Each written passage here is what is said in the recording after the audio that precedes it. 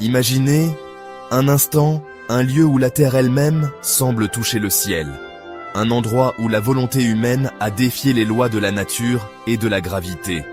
Imaginez une montagne transformée en arme. Une sentinelle de pierre et de mortier veillant silencieusement sur la mer des Caraïbes. Une forteresse colossale, érigée non pas par des esclaves sous le joug d'un empire, mais construite à main nue par des milliers d'hommes libres. Des hommes qui venaient de briser leurs chaînes et qui, sur les sommets balayés par le vent, ont bâti un monument pour dire au monde entier, d'une voix de tonnerre, « Haïti ne sera jamais recolonisé ». Aujourd'hui, nous allons plonger dans l'histoire de la citadelle Henri, joyau du patrimoine mondial, symbole impérissable de liberté, et l'une des constructions les plus impressionnantes et les plus audacieuses jamais réalisées par des êtres humains. Pour comprendre ce géant de pierre, il faut d'abord comprendre l'époque qu'il a vu naître. Une époque de feu, de sang et d'espoir. Nous sommes à la fin du XVIIIe siècle. L'île d'Hispaniola est divisée. À l'est, la colonie espagnole de Saint-Domingue. À l'ouest, la colonie française de Saint-Domingue, la perle des Antilles. C'est la colonie la plus riche du monde, produisant près de la moitié du sucre et du café consommés en Europe. Mais cette richesse repose sur un système d'une brutalité inouïe, l'esclavage. Des centaines de milliers d'Africains déportés sont soumis à des conditions de travail inhumaines. L'espérance de vie est effroyablement courte. La tension est à son comble. En août 1791, la poudrière explose. Inspirés par les idéaux de la Révolution française qui gronde de l'autre côté de l'Atlantique, les esclaves du Nord se soulèvent. C'est le début de la Révolution haïtienne, la seule révolte d'esclaves réussie de l'histoire. Au cœur de cette lutte, émergeant des figures légendaires, Toussaint Louverture, le stratège, Jean-Jacques Dessalines, le guerrier implacable. Et parmi eux, un jeune homme du nom d'Henri Christophe. Ancien esclave, peut-être même né libre, son parcours est fulgurant. Il gravit les échelons militaires par sa bravoure et son intelligence tactique. Il voit la France envoyer des armées, il voit l'Espagne et l'Angleterre tenter de s'emparer de la colonie. Il apprend une leçon cruciale. La liberté, une fois gagnée, doit être défendue à tout prix. Le 1er janvier 1804, après 13 ans de guerre sanglante, Jean-Jacques Dessalines proclame l'indépendance. Saint-Domingue est rebaptisé Haïti, son nom originel, Taïno. C'est la première république noire du monde, un phare d'espoir pour les opprimés de la planète. Mais la menace demeure.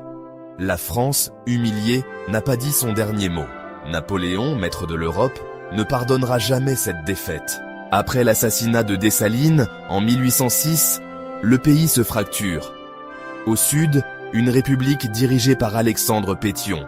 Au nord, un État qui deviendra en 1811 le royaume d'Haïti, avec à sa tête notre homme, le roi Henri Ier. Henri Christophe est désormais un monarque. Il est obsédé par une idée, prouver au monde que les Noirs sont capables de se gouverner, de créer une civilisation aussi brillante que celle des Européens, et surtout, de se défendre. Il sait que la France reviendra. Il sent le regard condescendant et hostile des puissances coloniales. Il lui faut un symbole, une assurance vie, une déclaration de puissance gravée dans la pierre. C'est de cette obsession que naît le projet le plus fou de son règne, la citadelle. Le lieu choisi est stratégique. Le Bonnet à l'évêque, un pic montagneux culminant à 950 mètres d'altitude, dominant la baie de Cap-Haïtien, la capitale du royaume. De là-haut, on peut voir arriver n'importe quelle flotte ennemie des heures à l'avance. L'accès est un cauchemar logistique, un sentier escarpé de plusieurs kilomètres. C'est précisément ce qui en fait la défense parfaite. Le chantier débute en 1805, avant même qu'il ne soit roi, et va durer près de 15 ans. Les chiffres donnent le vertige.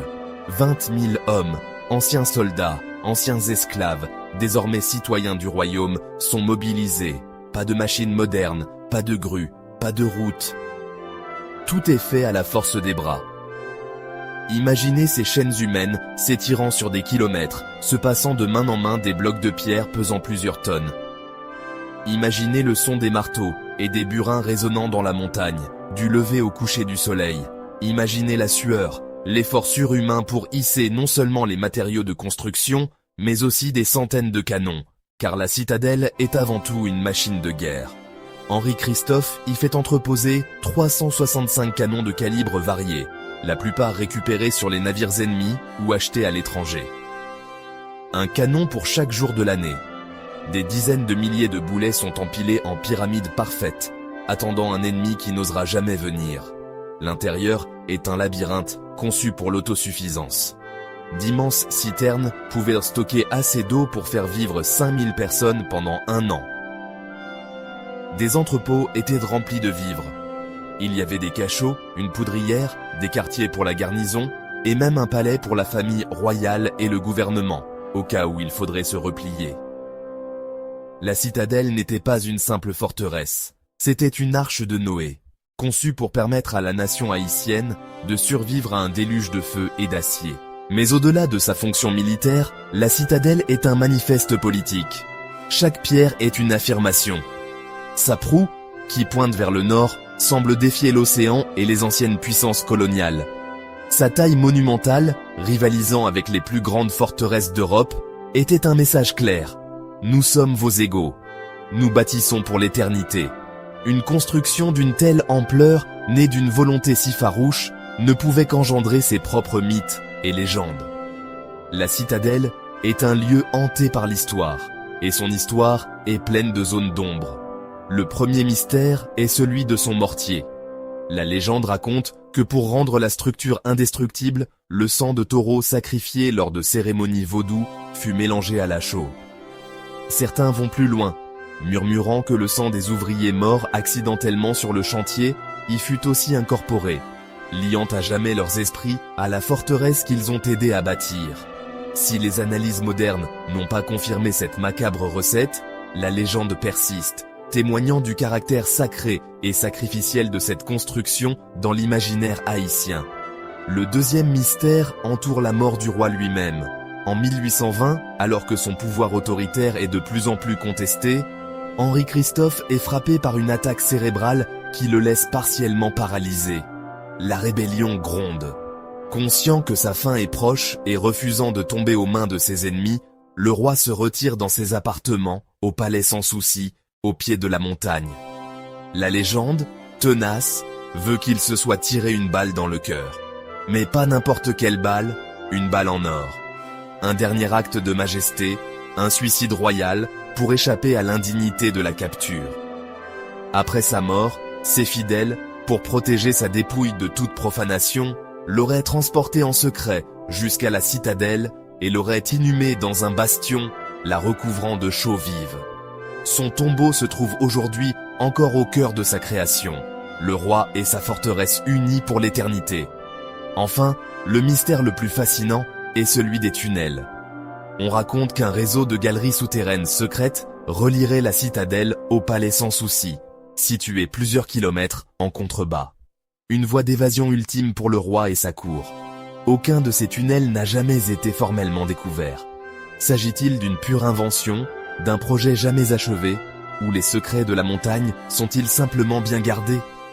Ce mystère ajoute une couche de romantisme et d'intrigue à la forteresse, suggérant qu'elle n'a pas encore livré tous ses secrets.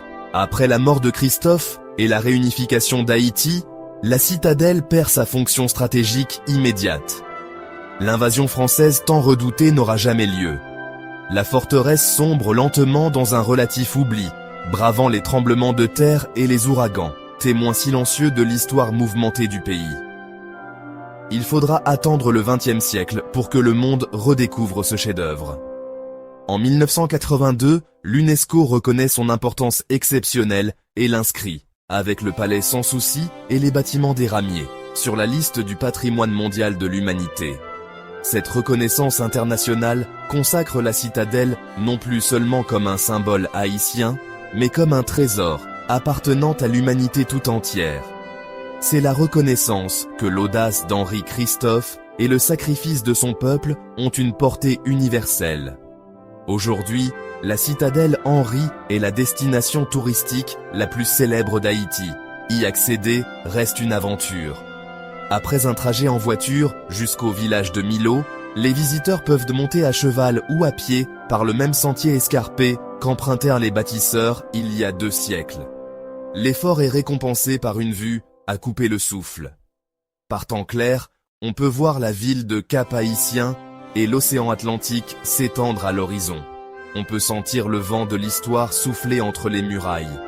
Marcher sur ses remparts, toucher ses canons froids, c'est se connecter directement à ce moment charnière où un peuple a décidé de prendre son destin en main. Cependant, ce joyau fait face à des défis. L'érosion, les intempéries et le manque de moyens pour sa conservation menacent donc sa pérennité. Préserver la citadelle n'est pas seulement une question de tourisme, c'est un devoir de mémoire. C'est s'assurer que les générations futures pourront venir ici puiser l'inspiration dans cette incroyable histoire de résilience et de fierté. La citadelle Henri-Christophe est bien plus qu'une forteresse. C'est une idée construite en pierre. L'idée qu'aucun obstacle n'est insurmontable. L'idée que la liberté est le bien le plus précieux et qu'elle mérite les plus grands sacrifices. Dans un monde encore en proie aux inégalités et aux luttes pour l'émancipation, le message de la citadelle résonne avec une force intacte. Elle nous rappelle que même dans les circonstances les plus sombres, la volonté humaine peut ériger des monuments d'espoir qui déferlent le temps. C'est le testament du roi Henri et l'héritage du peuple haïtien au monde entier. Un héritage de courage, de dignité et de liberté inébranlable.